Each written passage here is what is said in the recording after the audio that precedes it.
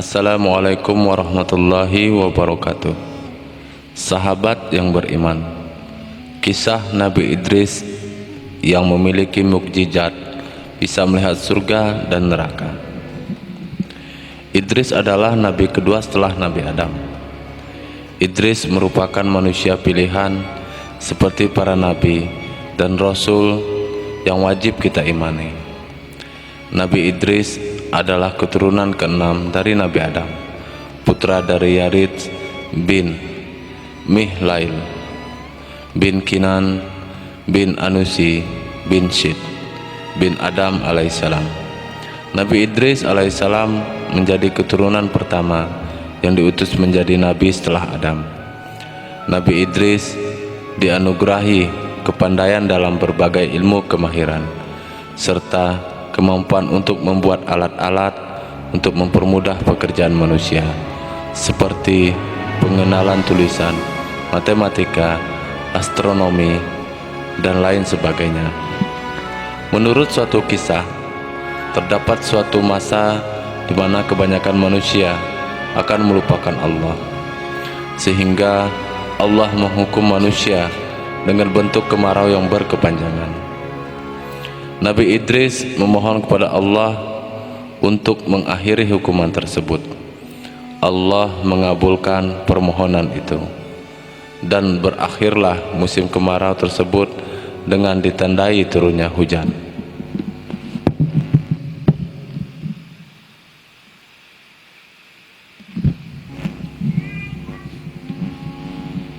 Nabi Idris dilahirkan di Mesir.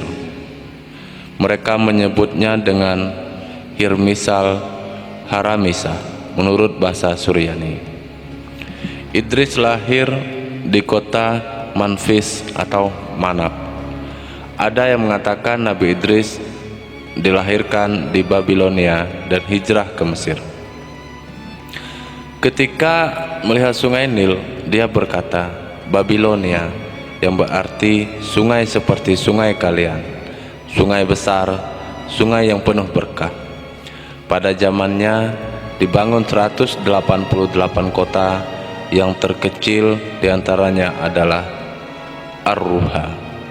Nabi Idris berdakwah untuk menegakkan agama Allah, mengajarkan tauhid dan beribadah menyembah Allah, serta memberi beberapa pedoman hidup bagi pengikutnya supaya selamat dari siksa dunia dan akhirat.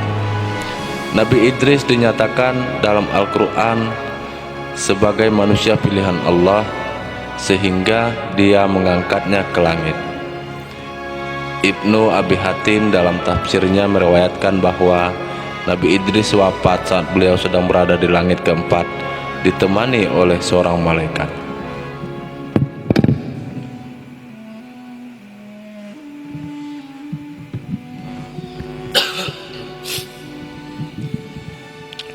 Allah berfirman, "Dan ceritakanlah Muhammad kisah Idris di dalam kitab Al-Quran. Sesungguhnya dia seorang yang sangat mencintai kebenaran dan seorang nabi." Quran surah Maryam surah ke-19 ayat ke-56. Para sejarawan kuno dan ahli sejarah, para nabi mengatakan bahwa beliau adalah Idris bin Baz. Ada juga yang berpendapat bin Yarid. Nama aslinya adalah Aknuh. Latar belakang dinamakan Idris karena beliau sering membaca kitab dan suhuf Nabi Adam serta Nabi Syed. Ibu beliau bernama Asyut. Beliau adalah orang pertama yang menulis dengan pena, menjahit pakaian, mengenakan pakaian berjahit, serta orang pertama yang mempelajari ilmu perbintangan dalam ilmu hutang. Dalam sebuah hadis riwayat Anas bin Malik disebutkan dari Abu Dzar bahwa Rasulullah sallallahu alaihi wasallam pada saat Mi'raj melihat Nabi Idris di langit keempat. Nabi Idris berkata pada beliau, "Selamat wahai Nabi yang baik dan saudara yang baik pula." Nabi Muhammad lantas bertanya, "Siapakah dia wahai Jibril?" Jibril menjawab, "Dia adalah Idris." Disebutkan pula dalam Tarikh At-Tabari bahwasanya Bars melahirkan Aknoh, yaitu Idris, dan Allah mengangkatnya sebagai nabi. Saat itu Nabi Adam telah berusia 622 tahun dan telah menerima 30.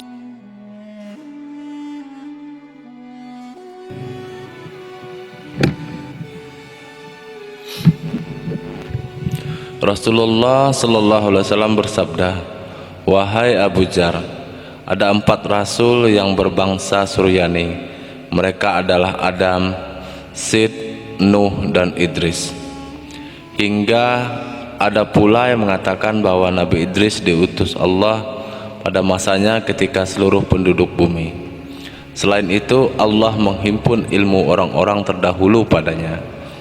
Di dalam Qasas Al-Anbiya disebutkan bahwa para ahli berbeda pendapat mengenai lokasi Nabi Idris dilahirkan dan dibesarkan. Sebagian berpendapat beliau dilahirkan di Mesir, tepatnya di Manab, dan mereka menamakannya dengan Harmas al-Haramisah. Sebagian ahli yang lain berpendapat bahwa beliau dilahirkan dan dibesarkan di Babylon. Dalam bahasa Suryani, Babil berarti sungai. Nabi Idris lalu memerintahkan seluruh pengikutnya untuk berpindah ke Mesir. Pada zaman Nabi Idris, manusia berbicara dengan 72 bahasa. Mereka telah mampu mendesain kota-kota mewah. Kota yang telah dibangun pada waktu itu sebanyak 188 kota. Saat itu bumi menjadi 4 bagian. Dari setiap bagian tersebut memiliki raja sendiri. Nama-nama raja tersebut adalah Elaus, Jous, Asalebios, dan Jous Amon. Nabi Idris mewarisi ilmu Nabi Sid bin Adam. Setelah beranjak dewasa, Allah mengangkatnya sebagai nabi. Nabi Idris melarang orang-orang berbuat kerusakan yang menentang syariat Nabi Adam dan Nabi Sid, tetapi hanya sedikit yang menaatinya. Sebagian besar menentang dakwah beliau. Beliau lalu berniat untuk berpindah ke tempat yang lebih banyak penduduknya dan mau menerima ajakannya, yaitu daerah Mesir. Beliau kemudian memerintahkan seluruh pengikutnya untuk meninggalkan Babylon. Para pengikutnya berkata, "Bila kita berpindah tempat, manakah yang serupa dengan tempat kita?" Nabi Idris menjawab, "Jika kita berpindah karena Allah, kita akan diberi rezeki yang serupa dengan tempat itu." Mereka pun berangkat dan sampai di Mesir. Mereka melihat sungai Nil.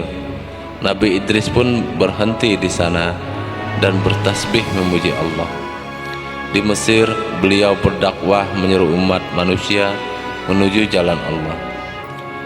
Nabi Idris sangat hati-hati dalam berbicara, pendiam, berwibawa, dan memiliki berbagai petuah serta untayan kata-kata indah dalam nasihatnya, seperti, "Janganlah kalian dengki terhadap orang lain yang mendapatkan kemakmuran, sebab kenikmatan yang mereka rasakan itu sedikit saja."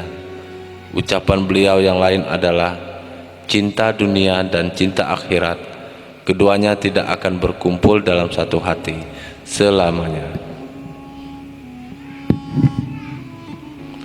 Menjelang wafat, Nabi Idris berwasiat kepada keturunannya agar mereka mengikhlaskan diri beribadah kepada Allah semata. Selain itu, hendaknya mereka selalu berpegang pada kejujuran dan keyakinan di setiap urusan hidup mereka. Beliau pun kemudian diangkat Allah ke langit. Idris adalah kakek dari ayah Nabi Nuh. Nuh bin Lamak bin Mutawashilah bin Aknuh ada berpendapat dinamai Idris karena dia banyak belajar. Nama sebenarnya adalah Aknuh. Allah menyifatinya dengan beberapa hal. Dia adalah seorang yang jujur. Dia adalah seorang nabi. Firman Allah, wa rafa'nahu makanan aliyah, kami mengangkatnya ke tempat martabat yang tinggi. Quran surah Maryam surah 19 ayat 57. Ada dua pendapat mengenai penafsiran firman Allah tersebut. Pendapat pertama, bahwa Nabi Idris mendapat kedudukan yang tinggi, seperti firman-Nya kepada Rasulullah sallallahu alaihi wasallam, kami tinggikan sebutan namamu. Quran surah Al-Ansyirah surah ke-94 ayat 4. Allah memuliakan Idris dengan kenabian dan menurunkan 30 suhuf kepadanya. Tidak hanya itu, Nabi Idris adalah nabi pertama yang menulis dengan pena, mempelajari ilmu perbintangan, ilmu hitung, aritmetika, orang pertama yang menjahit dan memakai baju dari kain. Sebab para pendahulunya tidak mengenakan pakaian dari kain, tetapi dari kulit. Pendapat kedua, maksud dari kata tinggi dalam ayat tersebut adalah tempat yang sangat tinggi.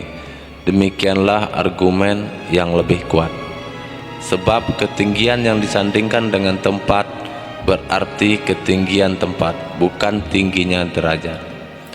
Kemudian para ulama berbeda pendapat mengenai hal ini. Sebagian mereka berpendapat bahwa Allah mengangkat Nabi Idris ke langit atau ke surga. Dengan begitu dia dalam kondisi hidup, tidak mati. Sementara itu yang lain berpendapat Allah mengangkatnya ke langit dan melepaskan ruhnya. Kemudian Ibnu Abbas bertanya kepada Ka'ab mengenai firman Allah, kami mengangkatnya ke tempat martabat yang tinggi. Surah Maryam surah 19 ayat 57. Menurut Ka'ab, malaikat pencabut nyawa mendatangi Nabi Idris.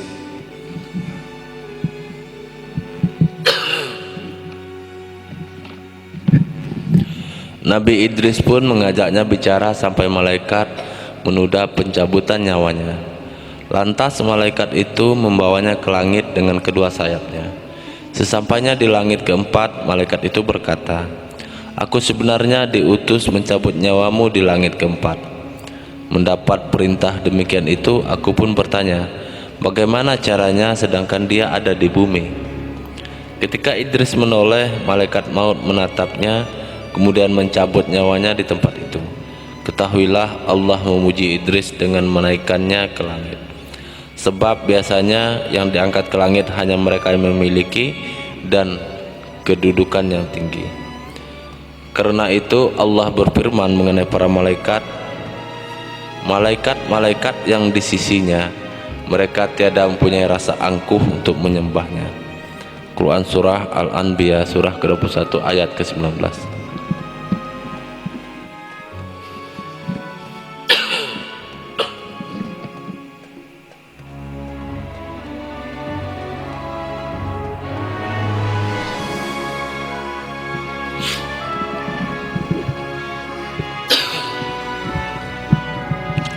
Di dalam Al-Quran, nama Idris alaihissalam disebutkan dua kali, yaitu, dan ceritakanlah hai Muhammad kepada mereka kisah Idris yang tersebut di dalam Al-Quran.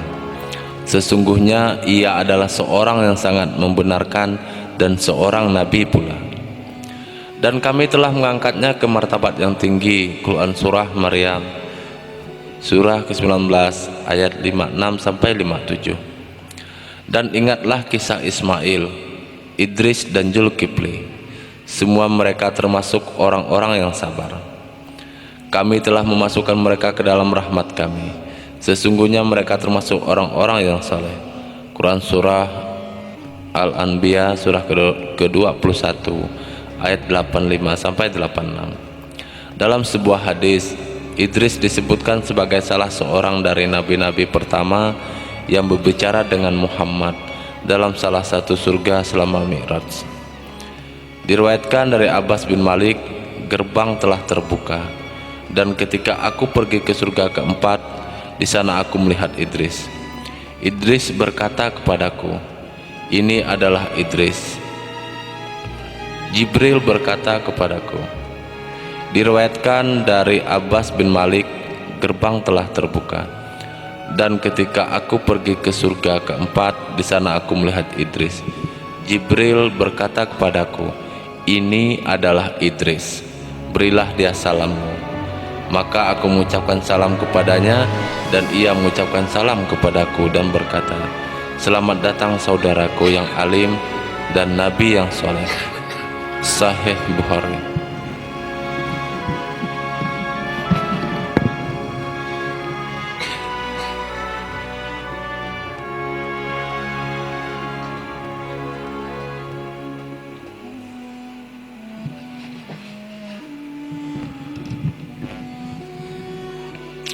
Idris dipercayai sebagai seorang penjahit yang berdasarkan hadis ini. Ibnu Abbas berkata, Daud adalah seorang pembuat perisai, Adam seorang petani, Nuh seorang tukang kayu, Idris seorang penjahit, dan Musa adalah pengembala. Dari Al-Hakim.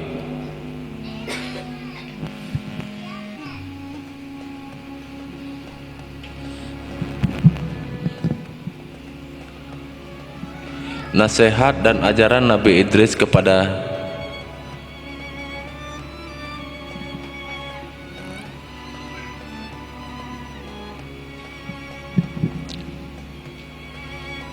Nasihat dan ajaran Nabi Idris. Kepada Nabi Idris dinisbatkan beberapa hikmah kata-kata bijak berikut ini. Tanpa membagi-bagikan nikmat yang diperolehnya, seseorang dikatakan tidak bersyukur kepada Allah atas nikmat-nikmat yang diperolehnya itu. Kesabaran yang disertai iman kepada Allah akan membawa kemenangan.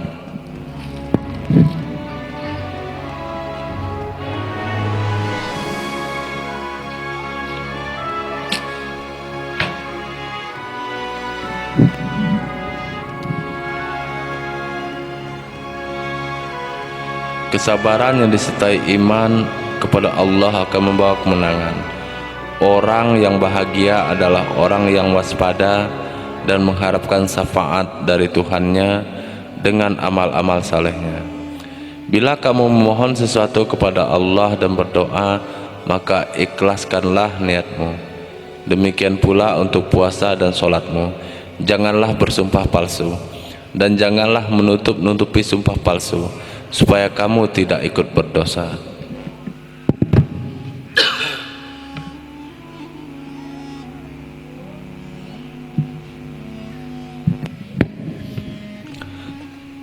Taatlah kepada rajamu dan tunduklah kepada pembesarmu, serta penuhilah selalu mulutmu dengan ucapan syukur dan puji kepada Allah Subhanahu wa Ta'ala. Janganlah iri hati kepada orang-orang yang nasibnya baik, karena kesenangan yang mereka peroleh sebenarnya sangat sedikit. Barang siapa tidak merasa cukup, maka tidak ada sesuatu pun yang membuatnya puas. Allahu a'lam bissawab. Alhamdulillah, saudara yang beriman, telah kita dengarkan suatu kisah tentang Nabi Idris. Semoga jadi pelajaran yang sangat berharga bagi kita semua. Semoga kelak kita dikumpulkan oleh Allah bersama orang-orang yang soleh di surganya. Amin amin ya rabbal alamin. Assalamualaikum warahmatullahi wabarakatuh.